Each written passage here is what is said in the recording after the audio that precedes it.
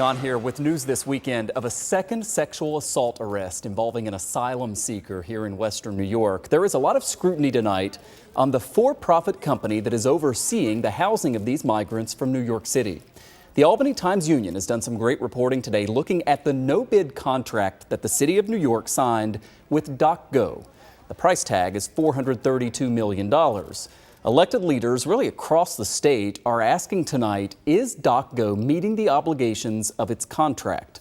Joining us live now is Joshua Solomon, a Capitol Bureau reporter with the Times-Union who co-wrote this new report. Joshua, thanks so much for taking some time for us. Many politicians, including the governor, questioning DOCGO's handling of this program, not even just recently, but some of the criticism goes back a while. What are we to make of the contract and what we know about it right now? Sure. So the contract is with New York City, $432 million. That's the total amount in it as an option for renewal, according to the investors in the publicly traded company. The politicians are starting to feel the heat because they're seeing issues with the care that migrants are supposed to receive from this company, regardless of the political ideas of whether they should be getting that care. This company has been contracted to provide that care, and there are questions of whether they're providing it. We've asked repeatedly for Mayor Eric Adams in New York City or someone else in city government to kind of explain to us how they chose DOCGO, because that kind of goes to the center of a lot of the questions. How did New York find the company to do this? And as we mentioned, I guess it turned out to be this no-bid contract.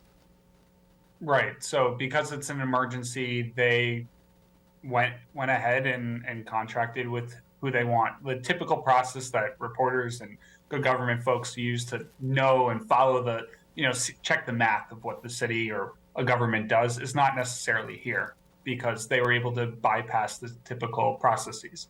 What we know is that DOCGO is a company that the city has worked with through the COVID pandemic to provide different services and shelters, vaccines, things like that.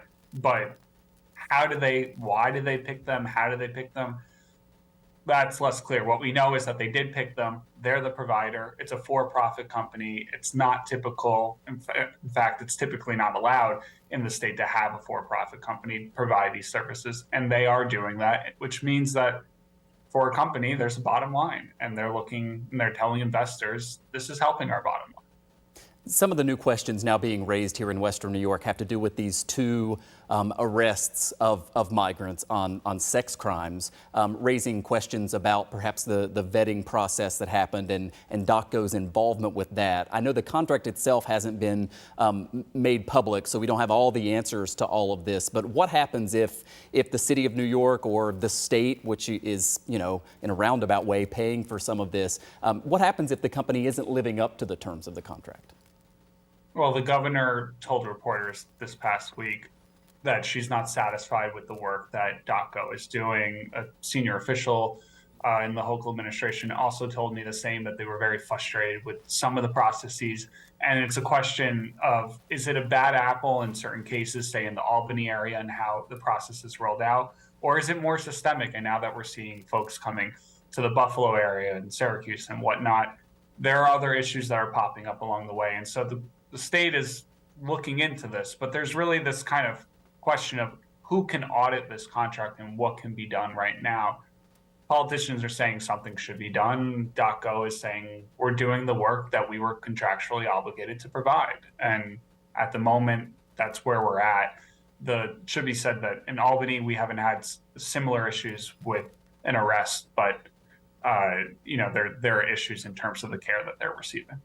And Joshua, I only have 30 seconds left here. You mentioned they're kind of the response from DOCGO. What about migrants? Have you heard from any of them as to their sort of, I guess, grade they would give DOCGO on how the company is handling this?